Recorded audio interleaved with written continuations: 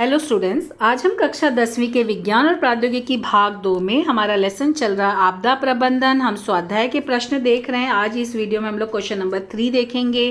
Question number 3 हमारे पास क्या दिया हुआ है? क्या दिया है? निम्नलिखित प्रश्नों के उत्तर लिखिए। क्या है? आपदाओं की घटना के पश्चात जिला आपदा नियंत्रण केंद्र की भूमिका स्पष्ट करिए। आपदा जब हो जाती तो उसके बाद जिला आपदा नियंत्रण केंद्र क्या भूमिका उनकी? तो देखो क्या करते हैं यहाँ पर, आपदाओं के आघात पश्चात अथवा इनकी पूर्व सूचना मिलते ही जिला नियंत्रण कक्ष की स्थापना की जाती है। आपदाओं संबंधित विविध समितियां जानकारी अतिरिक्त मदद के लिए निरंतर जांच करने के लिए केंद्र राज्य विभिन्न घटकों जैसे भूसेना, वायुसेना, नौसेना, दूरसंचार, यातायात, पैरामिलिट्री फोर्सेस इनसे निरंतर संपर्क करते हैं और जिले के स्वयंसेवक संगठन को एकत्रित कर आपदा निवारण कार्यों में उनका उपयोग करना इनकी जिम्मेदारी इस नियंत्रण कक्ष की होती है। दूसरा क्वेश्चन है कि दूसरे महायुद्ध के बाद मानवीय आपदा में वृद्धि होने के कारण बताइए। दूसरा विश्व युद्ध जब हुआ तो उसके बाद बहुत सी आपदाएं आई। क्या है उसका? देखो, दूसरे विश्व युद्ध के पश्चात लोगों में भौगोलिक, धार्मिक, आनुवंशिक भेदभाव बढ़ गए। विश्व के नागरिकों के मध्य शांति, भाईचारे की भावना नष्ट हो गई। नाजियों के अत्याचार के कारण लोगों में मनमुटाव हुआ, लोगों में तनाव बढ़ा, आतंकवाद, अपहरण, डकैती ये सब संघर्षों की वृद्धि होने लगी। द्वितीय विश्व युद्ध के कारण बड़े पैमाने पर अत्यधिक आर्थिक नुकसान हुआ तो उसकी पूर्ति करने के लिए प्रौद्योगिकी और विज्ञान का दुरुपयोग किया गया।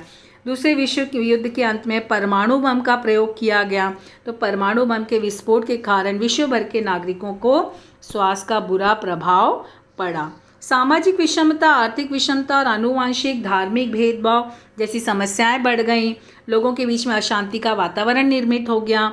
इसके पश्चात विश्व भर में पड़ोसी देशों के बीच में क्या हुआ? युद्ध शुरू हो गया।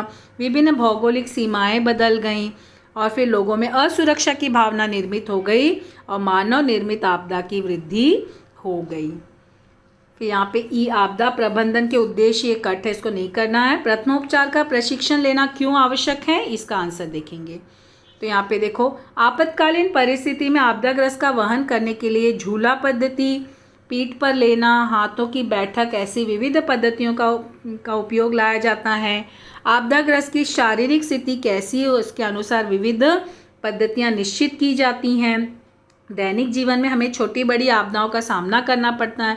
दुर्घटना होना, भीड़ स्थान पर भगदड़, झगड़े, बखेड़े, हानि पहुंचना, बिजली का धक्का लगना, जलना, ऊष्माघात, सर्पदंश, श्वानदंश, विद्युत वहन, शॉर्ट सर्किट होना, संक्रमण बीमारी फैलना जैसे आपदाएं अपने घर, विद्यालय जहां हम रहते हैं वहां इस आपदा काल में अपनी भूमिका निश्चित कौन सी होनी चाहिए। अचानक उत्पन्न आपदा के कारण आपदाग्रस्त को वैद्यकीय उपचार मिलने के पूर्व तत्काल कोई उपचार मिलना आवश्यक होता है। ऐसे समय में प्रथम उपचार उपयुक्त सिद्ध होता है। फिर ये भी क्वेश्चन हमें नहीं करना है। आपदाग्रस्त रोगी का वहन करने के लिए कौन सी पद्धतियों का उपयोग करना है? कोरोना के कारण ये सिलेबस में कम कर दिया गया है। इस तरह से हमारा क्वेश्चन नंबर जो है ये कंप्लीट होता है। अगला क्वेश्चन हम लोग अगले वीडियो में देखेंगे। Thank you.